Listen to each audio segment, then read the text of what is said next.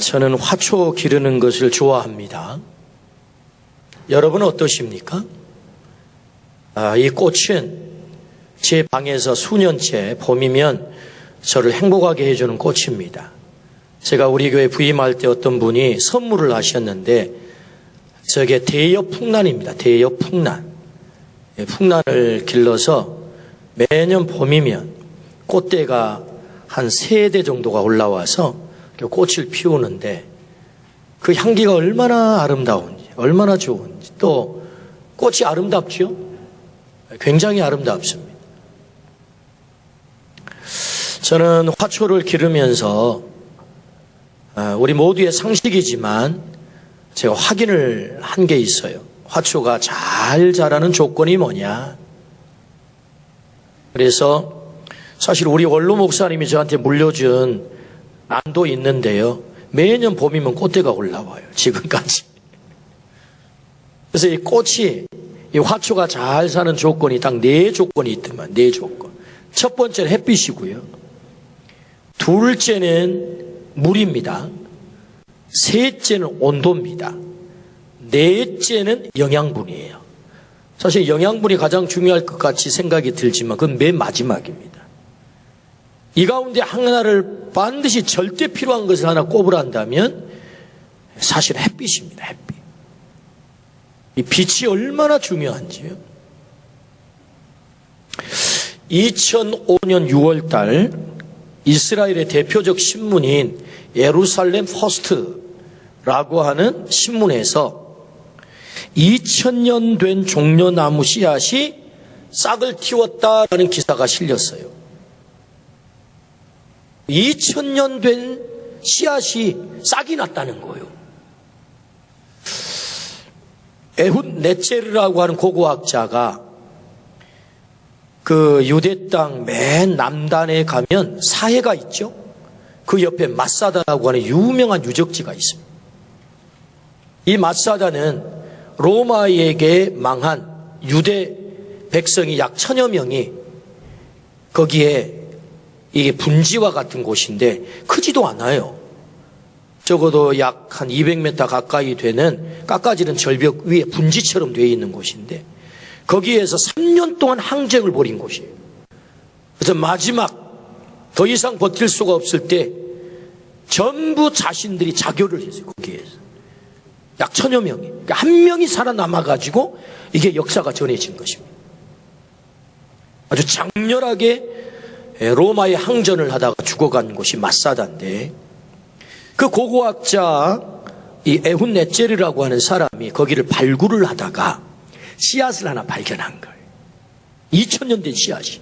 근데 그것을 가져다가 햇빛과 물과 온도와 그걸 맞춰주니까 이게 싹이 난 거죠. 놀라운 일 아니에요? 여러분, 빛은 2000년 된 이 씨앗을 싹을 틔우는 거예요. 빛이 얼마나 중요합니까? 그러니까 이 씨앗이 깊숙이 햇빛이 닿지 않는 곳에 그게 들어가 있었던 것이고 또 그 마사다라고 하는 땅이 굉장히 건조합니다. 건조해. 그러니까 습도가 맞지 않기 때문에 2000년 동안 싹이 나지 않고 있다가 이 조건이 맞으니까 싹이 난 거죠. 빛이 너무너무 중요한 거죠. 창세기 1장 2절 말씀입니다. 땅이 혼돈하고 공허하며 흑암이 깊음 위에 있고 하나님의 영은 수면 위에 운행하시니라. 혼돈, 공허, 흑암, 깊음, 창조 전의 상태입니다. 근데 이런 곳에 1장 3절 하나님이 이르시되 빛이 있으라 하시니 빛이 있었고. 맨 먼저 뭘 창조해요? 빛을 창조합니다. 하나님이 창조를 시작하는데 빛을 창조한다. 빛이 있으라 라고 말씀을 하시니 그때부터 생명이 시작된 거죠. 그러니까 빛은 생명의 기원과 같아요. 그 모든 혼돈을 일거에 사라지게 한 게 뭐냐? 빛이라는 거죠. 성경에는 두 종류의 빛을 말합니다. 하나는 물리적인 빛, 하나는 영적인 빛. 우리는 햇빛을 받으면서 살죠. 모든 식물이 햇빛 때문에 살잖아요. 사실은 식물은 햇빛을 먹고 자라는 거죠. 그러니까 이걸 물리적인 빛이라고 합니다. 햇빛이 비치지 않으면 뭐지요? 생명체가 살 수가 없지요. 근데 우리가 인간은 이게 몸을 가진 존재이지만 햇빛이 필요한 존재이지만 동시에 우리는 영적인 존재이기 때문에 영적 빛이 필요하단 말이에요. 이게. 그래서 성경에서는 영적 빛을 얘기하는 거죠. 그 영적 빛이 뭐냐? 오늘 주신 말씀 1장 9절이죠. 참 빛 곧 세상에 와서 각 사람에게 비추는 빛이 있어나니. 참 빛이 있었대요.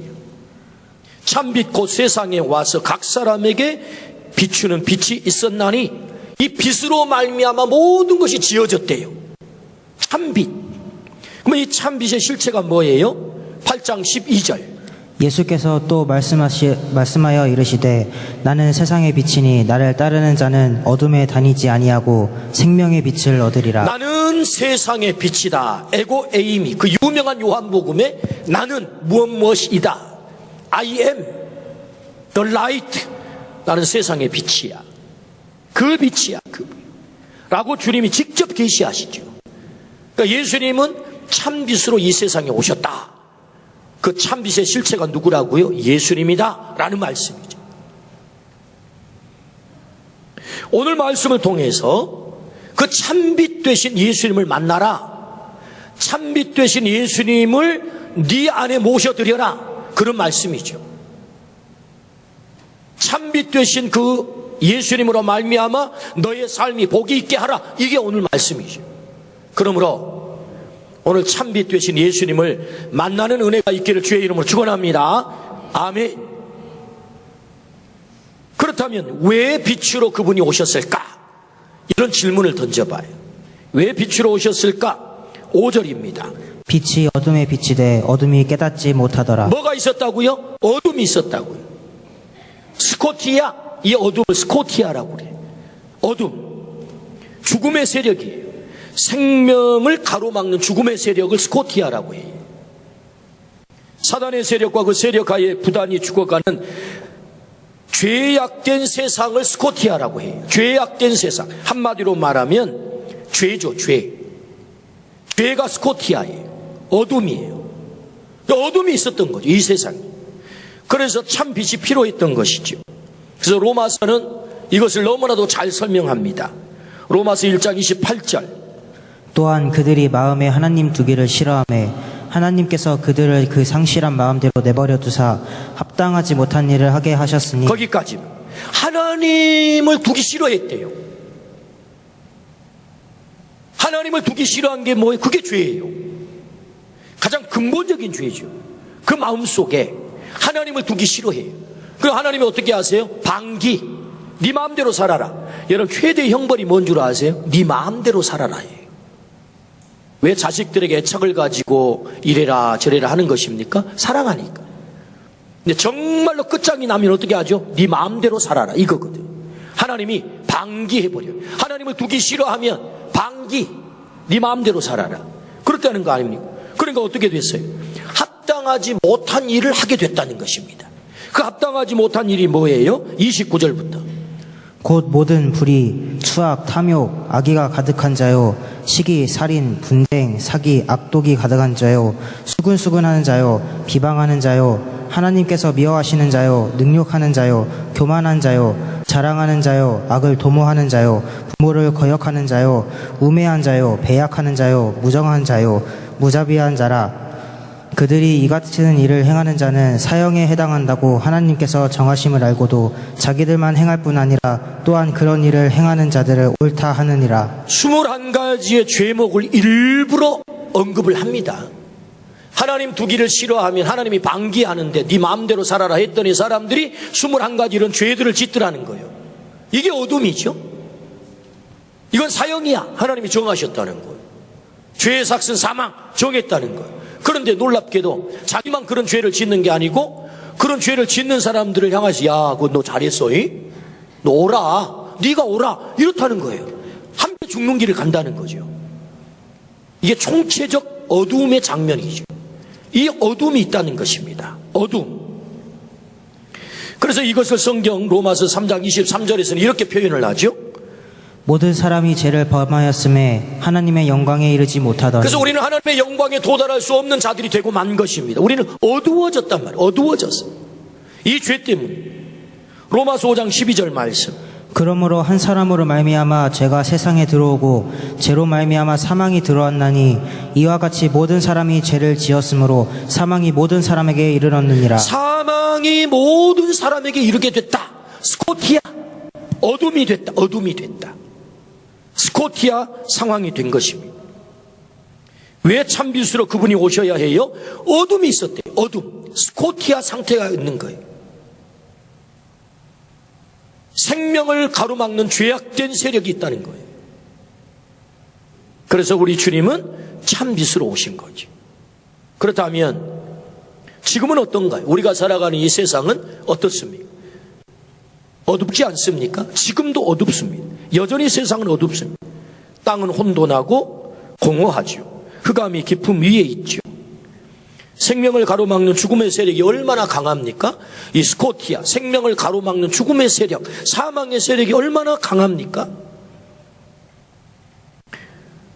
안타깝게도 우리나라 작년 통계해 봤더니 13,200명이 스스로 목숨을 버렸습니다.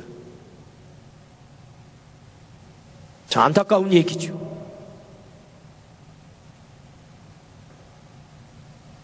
정신적인 질환을 앓는 사람이 11.9%래요. 지금도 11.9%는 정신적인 질환을 앓고 있습니다.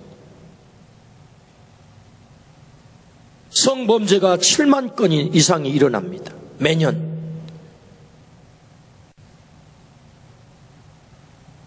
34만 7천 건이 사기 사건이 벌어졌어요. 근데 이건 3년 사이에 무려 22.31%가 증가를 해서 OECD 국가 중에서 우리나라가 사기 범죄 1위래요. 1위. 사기가 뭡니까? 속이는 거 아닙니까?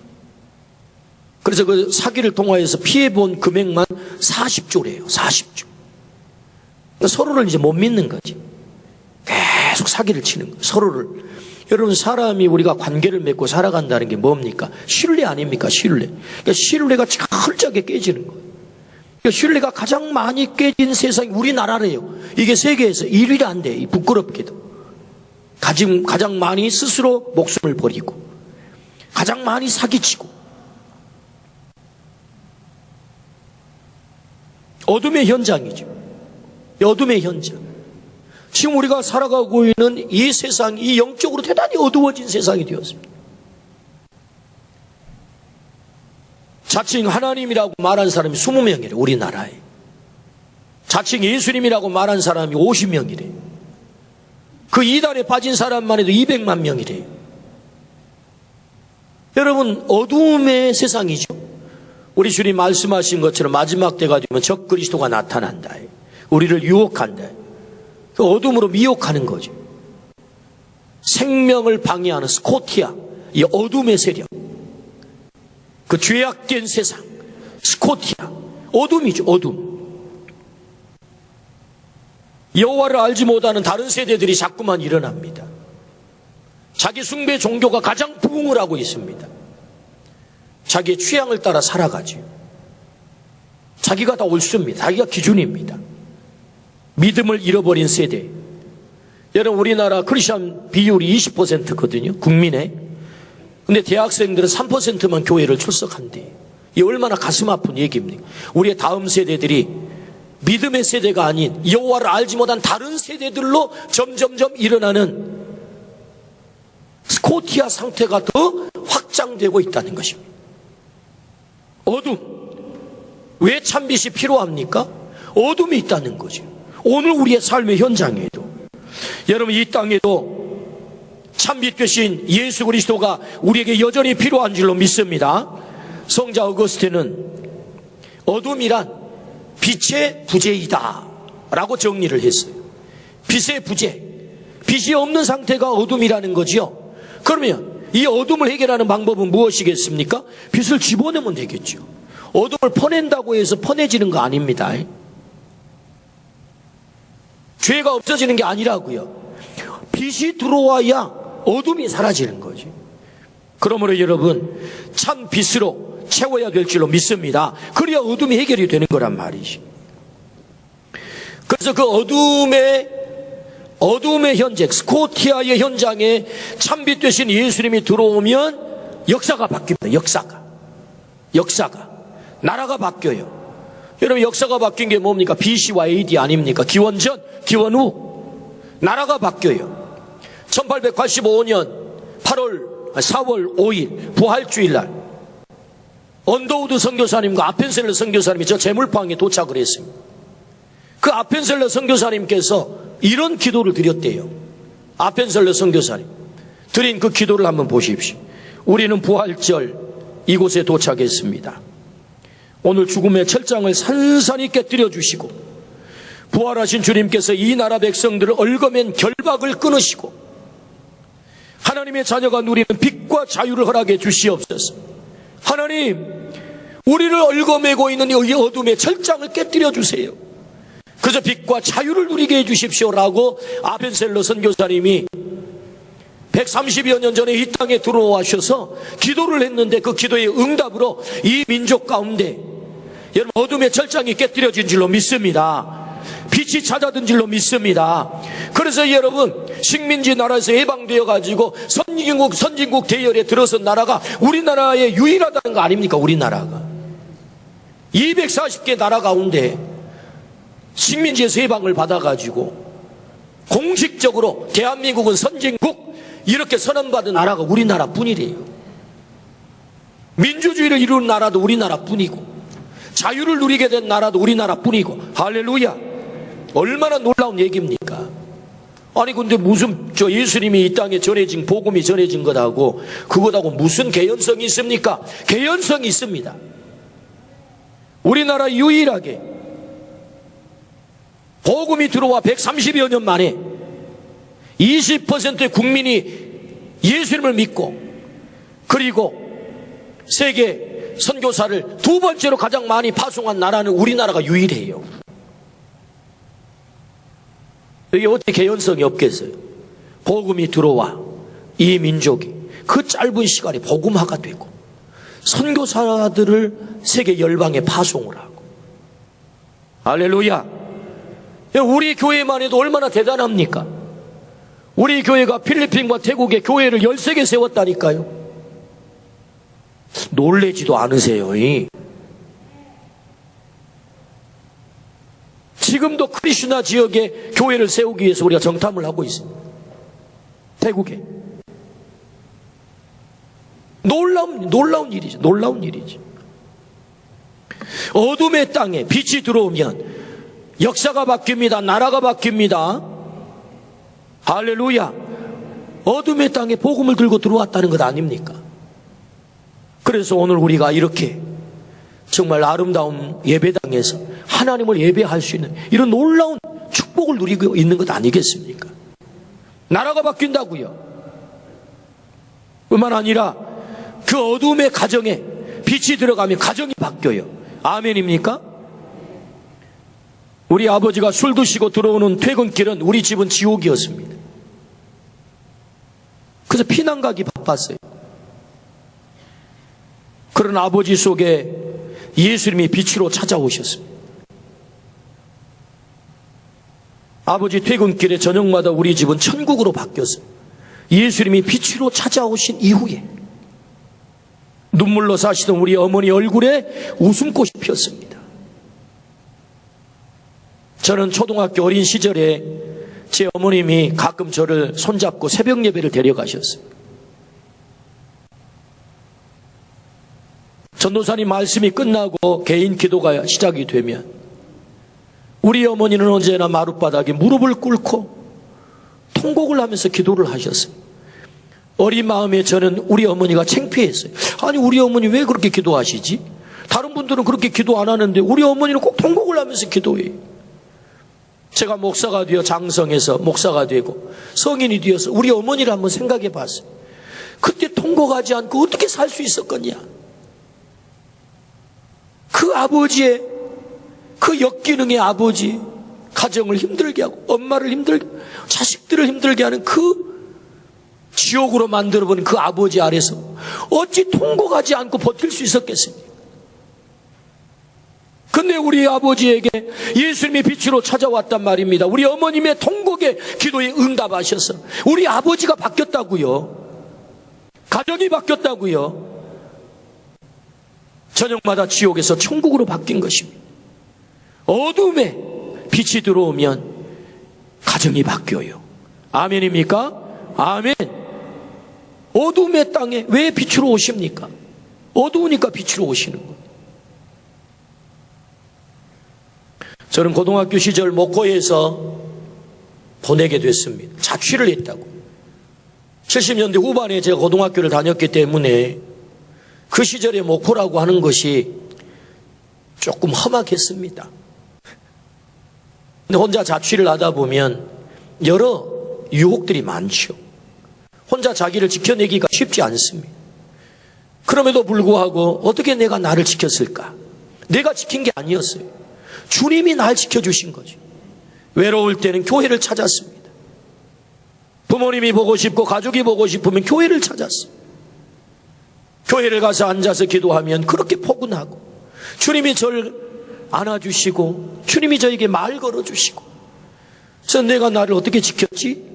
그 험악한 곳에서 보니까 주님이 날 지켜주시고 주님이 나에게 꿈을 키워가게 하시고 할렐루야. 어둠의 자리에 주님이 오시며 거기에 개인이 변화가 된다고요. 개인이 변화가. 그러므로 왜 주님이 빛으로 오셨을까? 어둠이 있었대요. 그 어둠을 바꾸어 빛의 세계로 만들기 위해서 주님은 오늘도 우리 가운데 임재하시는 줄로 믿습니다. 아멘. 그렇다면 여러분, 두 번째, 어떻게 빛으로 채울 수 있을까요? 그 참 빛으로 어떻게 그러면 내 삶을, 내 가정을, 우리의 일터를 채울 수 있을까? 이게 중요하지 않겠습니까? 12절. 영접하는 자 곧 그 이름을 믿는 자들에게는 하나님의 자녀가 되는 권세를 주셨으니. 영접하래요. 영접하기를 축복합니다. 영접한다는 말은 예수님을 맞아들인다라는 말입니다. 근데 이 예수님을 맞아들인다는 것이, 여러분, 우리가 여기 앉아 우리가 예배를 드린다고 하는 것은 사실 이미 예수님을 다 영접한 사람들입니다. 아멘입니까? 예수님 믿으면 아멘 합시다. 아멘. 예수님을 영접하셨으면 아멘 합시다.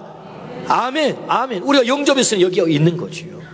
근데 이 영접의 사건을 과거의 단회적 사건으로만 생각하지 마세요. 물론 중보의 구원, 중보의 거듭남, 중생이 자꾸 중보로 나온 중생의 체험, 거듭남의 체험, 물론 단회적입니다. 예수님을 영접하는 순간 우리가 중생하니까. 근데 여러분, 여기 예수님을 영접한다는 말은 우리가 예수님을 온전히 맞아들여 내가 중생의 구원을 받아 하나님의 자녀가 되는 것을 말씀하고 있지만, 동시에 이 말씀은 현재 진행형이다. 이 말씀 현재 진행형. 하나님은 우리에게 자유의지를 주셨어요. 하나님을 향하여 등 돌릴 수도 있고 하나님을 향하여 설 수도 있는 것입니다. 여러분 생각해 보십시오. 우리 예수님이 빛이세요. 빛을 향하여 서 있게 되면 내 삶의 앞길은 환해지는 것입니다. 빛으로 가득 찬다고요. 그런데 하나님을 향하여 내가 등을 돌려요. 그럼 내 앞이, 뒤에가 빛이 비추니까 내 앞은 어두워지잖아요. 내 앞에는 어둠만 있는 것입니다. 근데 그 선택을 누가 할 수 있어요? 내가 할 수 있어요. 내가 할 수 있어요. 하나님은 우리에게 자유의지를 주셨기 때문에. 예수님에게 가장 아픈 손가락이 누구지요? 바로 유다죠. 여러분, 12 제자 가운데 한 명을 희생시키면서까지 예수님이 우리에게 주시려고 하는 메시지가 뭐예요? 가장 아픈 손가락 가룟 유다를 통해서. 여러분 생각을 해봐. 이 상황을 생각을 해보자고요. 자, 예수님께서 가룟 유다에게 팔로미 날 따르라 그래서, 근데 가룟 유다가 어떻게 했죠? 따랐잖아요. 예수님을 따랐어요. 그리고 어떻게 했죠? 3년씩이나 예수님과 동락했어요. 함께 다녔다고. 예수님을 영접한 걸까요? 영접 안 한 걸까요? 제가 보기에는요, 예수님 영접한 거예요. 예수님이 부르실 때 따라 나섰어요. 그리고 3년씩이나 예수님과 함께 다니며 예수님의 말씀을 들었어요. 근데 가룟 유다가 어떻게 되죠? 결정적인 순간에 그 예수님을 향해 서 있어야 될 가룟 유다가 예수님께 등을 돌렸다고. 등을 돌렸다고. 그는 가장 어둠의 자리로 떨어졌다고. 가장 불행한 자리로 떨어졌다고. 누가 선택한 거예요? 가룟 유다가 선택한 거예요. 가룟 유다가 선택한 거예요. 그래서 여러분 이 말씀을 잘 정리해주는 요한계시록 3장 20절을 한번 읽어보십시오.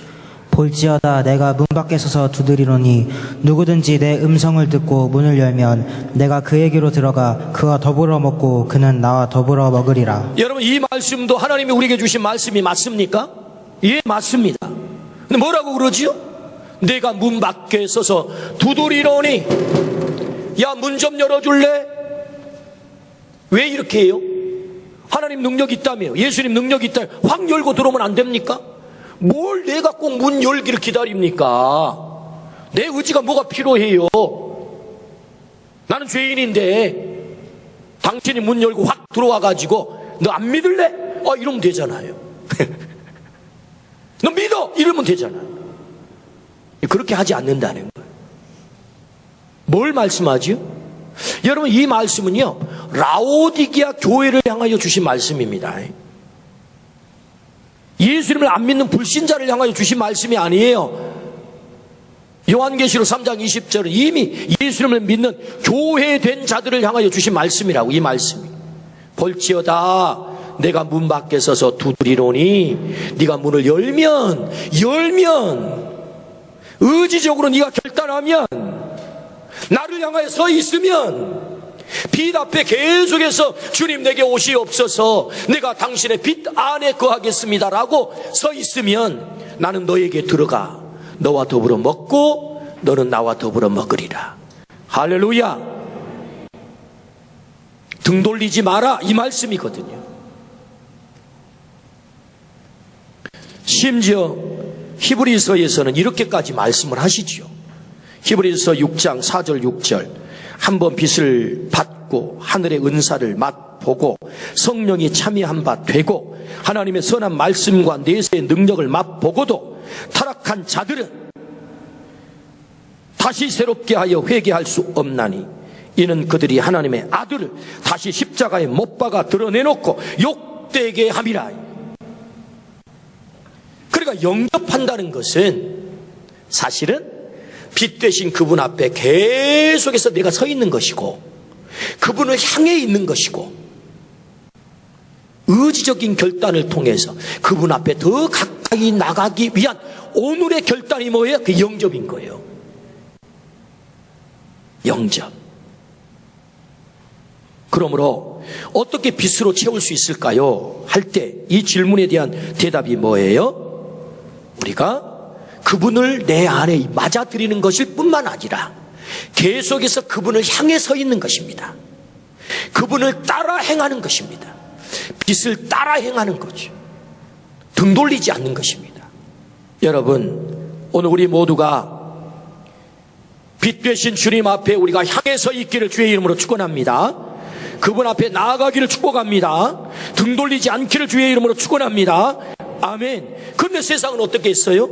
10절 11절 요한복음 1장 10절 11절 그가 세상에 계셨으며 세상은 그로 말미암아 지은 바 되었으되 세상이 그를 알지 못하였고 자기 땅에 오매 자기 백성이 영접하지 아니하였으나 세상이 그를 알아보지도 못했고 영접도 안 했대요. 자기 백성에게 왔지만 영접도 안 했대요. 누가? 제사장, 서기관, 바리새인, 장로 누구보다도 예수님을 알아봐야 될 그들이 알아보지도 못했고 영접도 안 했대요. 영접만 안 했어요? 더 적극적으로 십자가에도 죽여버렸지. 왜 그랬을까요? 그들의 지식을 내려놓았어야 돼요. 그들의 지성을 내려놓았어야 해요. 그들의 신념을 내려놓았어야 해요. 그들의 철학을 내려놓았어야 해요. 그런데 그들의 지식을 내려놓지 않았어요. 그들의 지성을 내려놓지 않았어요. 철학을 내려놓지 않았어요. 그래서 예수님을 알아볼 수가 없었던 것입니다. 예수님을 영접할 수가 없었던 거예요. 우리가 예수님을 영접한다는 것, 그분을 향하여 서 있다는 것은 뭡니까? 나의 지성을, 내 지식을, 내 철학을, 내 신념을 내려놓고 그분 앞에 서는 것입니다. 할렐루야. 내 의지적 결단이 중요하다고요. 오늘 우리가 그분 앞에 서 있기를 축복합니다. 등 돌리지 않기를 축복합니다. 어떻게 그분의 빛으로 내 삶을 채울 수 있을까? 그분 앞에 서 있어야 되는 거예요. 영접하는 것입니다. 지나영 교수님이 계시는데요, 대구 가톨릭 의대를 나오신 분이신데 우리나라 최초로 미국의 그 유명한 존스 홉킨스 대학의 교수님이 되셨어요. 의대 교수님. 우리나라 최초래요. 소아정신과 의사이면서 존스 홉킨스 의대의 교수가 된 거예요. 이분은요, 대구 가톨릭 의대를 나왔는데 인턴을 거치고 그 다음에 이제 전문 수련의 과정을 해야 되잖아요. 레지던트 과정을. 근데 낙방을 했대요. 그 웬만하면 낙방하지 않, 인턴과 이 레지던트 숫자가 비슷비슷하니까 웬만하면 합격이 되는데 낙방을 했대요. 얼마나 실망이 됐겠어요. 또 얼마나 마음에 안 들면 낙방시켰겠어요. 그래가지고 너무 그 실패감에, 낙방에 너무 좌절을 하다가 에이, 미국이나 가자 이랬던 거예요. 그래가지고 미국 가서 영어나 배우고 또 공부하고 여기서 뭐 의사 면허 시험을 한번 봐볼까? 뭐 이러면서 이제 미국에 간 것입니다. 근데 갔는데 어머님이 교회를 다니긴 했지만 의대를 가려면 얼마나 공부 많이 해야 됩니까? 그러니까 사실 공부가 늘 1번이어가지고 교회는 왔다리 갔다리 제대로 신앙생활 안 한 거예요. 어렸을 때 몇 번 이렇게 다니다 말다. 그러니까 세례를 받으라 그럴 때 나는 안 믿어지는데요. 세례도 안 받았어. 그래서 이제 미국에 갔는데 가보니까 외롭잖아요. 보스턴에 갔는데 혼자예요. 마음속에 든 생각이 내가 교회를 다니긴 했는데 내가 제대로 교회를 다녀본 적이 없어. 공부한다고 공부 핑계대고 내가 이 1년 동안 핑계대지 말고 교회를 한번 다녀보자 하고는 갔더니 하나님께서 아주 믿음이 단단한 2살 어린 친구를 붙여준 거예요. 제가 이제 그 친구랑 교회를 다니기 시작하는데 세상에 이 친구는 교회를 한 번도 안 빠져. 예배를 주일뿐만 아니라 수요일, 심지어는 소그룹 성경 공부 모임까지. 근데 자기는 할 일이 많아요. 공부해야 될, 뭐 영어도 배워야 되고 할 일이 태산과 같은데 자기가 작심을 했잖아요. 핑계대지 말고 예배 가자. 핑계대지 말고. 그래서 작심을 했어요. 그래서 그 친구와 함께 핑계대지 않고 너무 할 일이 태산같이 많은데 공부를 딱 내려놓고 주일이면 예배를 드리러 가고 수요 예배도 가고 심지어는 소그룹 성경 공부에 가서 성경 공부도 하고 그러면서 비로소 예수님을 만나게 되고 인격적으로 그분을 모셔드리게 된 거예요. 그리고 26살에 세례를 받게 된 거예요. 아, 내가 예수님을 믿습니다. 예수님이 그에게 찾아온 거죠.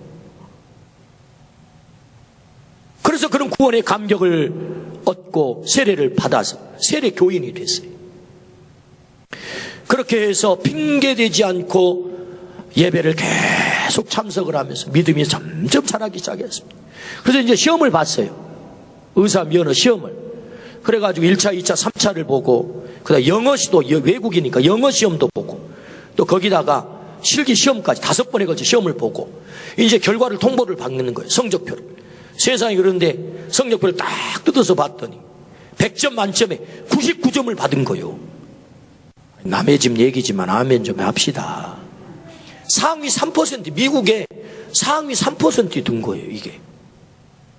상위 3%.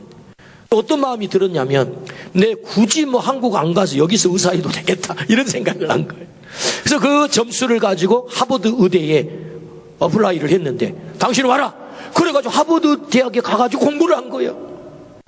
그래서 세계적으로 유명한 존스 홉킨스 대학의 교수님이 된 것입니다. 할렐루야. 그가 낙방을 하고 어두움에 처해져 있을 때 이 대목을 잘 주목하세요. 의지적으로 핑계대지 말고 예배 드려보자. 핑계대지 말고 예배 드려보자. 여러분, 핑계댈 일이 얼마나 많겠어요. 여러분, 6년 동안 의대 공부했던 걸 한 번에 다 시험을 치는 거예요. 이게 공부해야 될 내용이 얼마나 많겠습니까? 그런데도 예배를 드리고 말씀을 공부하다가 예수님을 인격적으로 만났다고요. 그냥 만나집니까? 예수님을 향해 내가 서 있고 내 마음을 활짝 열어야 그분이 내게 오시는 거지. 여러분, 내가 예수님을 향해 서 있는 시간이 언제입니까? 그게 예배입니다, 여러분. 우리의 빛 대신 그분 앞에 내 마음을 활짝 열고 그분을 향해 서 있는 시간이 예배의 시간, 말씀을 읽는 시간, 말씀을 배우는 시간, 말씀을 듣는 시간. 할렐루야. 예수 그리스도를 인격적으로 만날 수 있다, 그 말입니다. 그때 그의 인생의 어둠이 해결이 될 뿐만 아니라 영광스러운 하나님의 딸로서의 사역을 감당하고 있는 거지요.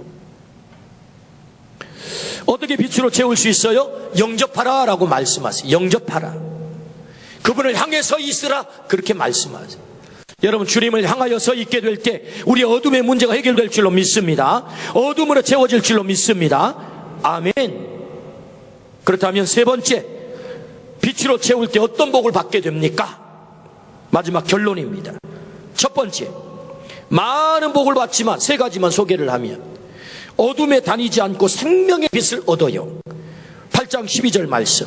예수께서 또 말씀하여 이르시되 나는 세상의 빛이니 나를 따르는 자는 어둠에 다니지 아니하고 생명의 빛을 얻으리라. 어둠에 다니지 않고 생명의 빛을 얻으리라. 할렐루야. 첫 번째 복. 두 번째 복, 실족하지 않습니다. 11장 9절. 예수께서 대답하시되 낮에 12시간이 아니냐 사람이 낮에 다니면 이 세상의 빛을 보므로 실족하지 아니하고. 실족하지 않다. 빛 아래에 있게 되면 실족하지 않게 된다. 여러분, 세상에 실족할 일이 얼마나 많습니까? 빛 대신 예수 그리스도 안에 있게 될 때 우리의 자녀들이 실족하지 않을 줄로 믿습니다. 우리의 삶이 실족하지 않을 줄로 믿습니다. 실족하지 않는데요. 세 번째, 빛의 아들이 된대요. 요한복음 12장 36절. 너희에게 아직 빛이 있을 동안에 빛을 믿으라. 그리하면 빛의 아들이 되리라. 예수께서 이 말씀을 하시고 그들을 떠나가서 숨으시니라. 그리하면 빛의 아들이 되리라. 너희에게 아직 빛이 있을 동안에 빛을 믿으라 그래요. 빛을 믿으라. 그 빛을 영접하게 되면 네가 하나님의 아들로 살게 된다. 너는 하나님의 아들, 하나님의 딸, 내가 그 후광이 되어줄게. 지금까지 네가 어떻게 살았더니 괜찮아.